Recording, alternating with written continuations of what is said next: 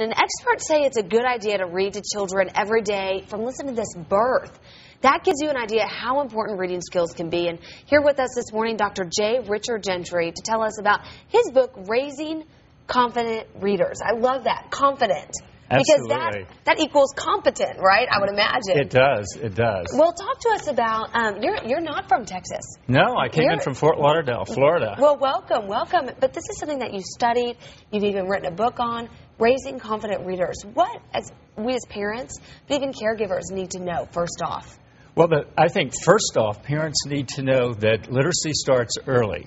Children begin to lay down the brain circuitry for language, which is directly connected to the brain circuitry for reading, even from birth. So it's very important for parents to start reading to children from the very, very first. And amazing things begin to happen. Research has shown that that children who are read to and talked to from birth, by the time they are 3 or 4 years old, have a 32 million word advantage in terms of the amount of data that is coming into their brain that's building the circuitry for language and connecting to the circuitry for reading. That is amazing. So what an advantage they come into just for having, parents or caregivers just really sit down and read to them. Even though they may not even understand the storyline, but just to have that kind of interaction with books. But it goes beyond that. One of the things that I show in my book is that reading unfolds in developmental phases.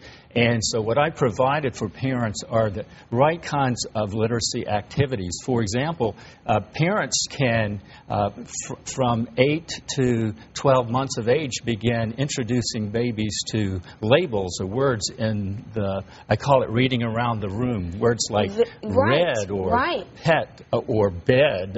And that is a wonderful boost for setting down early reading circuits. Sure. No, absolutely.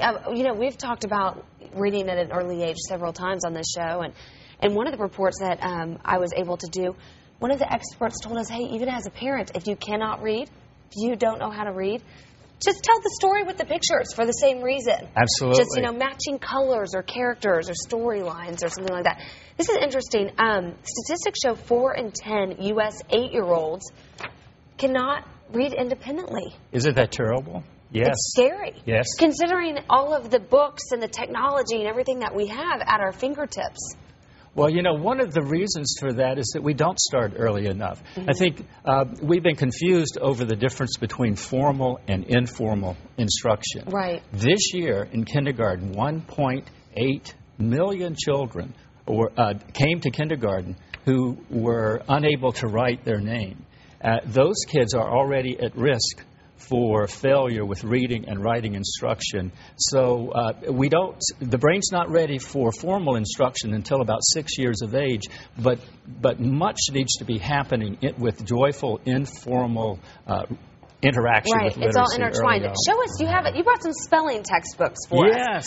So what does spelling have to do with it? Well, once children can read, it's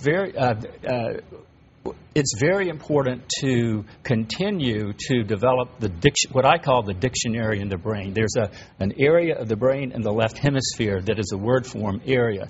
And what we have not recognized is that in order to read proficiently and competently, children need to, over the elementary school years, fill the dictionary in their brain with word knowledge. And the way to do that is spelling. Now, I brought some spelling books to show you. Yeah.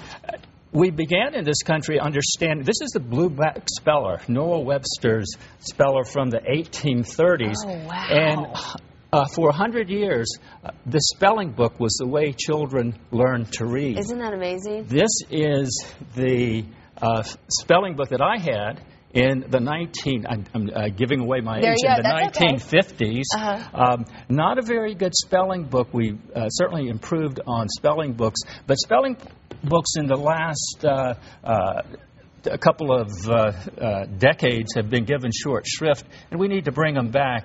Texas is moving in that direction. The Texas Board of Education has called for a standalone spelling book adoption, and this is what we need. Every parent should look for this kind of book in their child's book bag. Well, very good, and that's great information for us. We appreciate you coming all the way to Texas to give us that info, and there you go. Start reading at a very early age to your child. Thank you. Thanks for your time.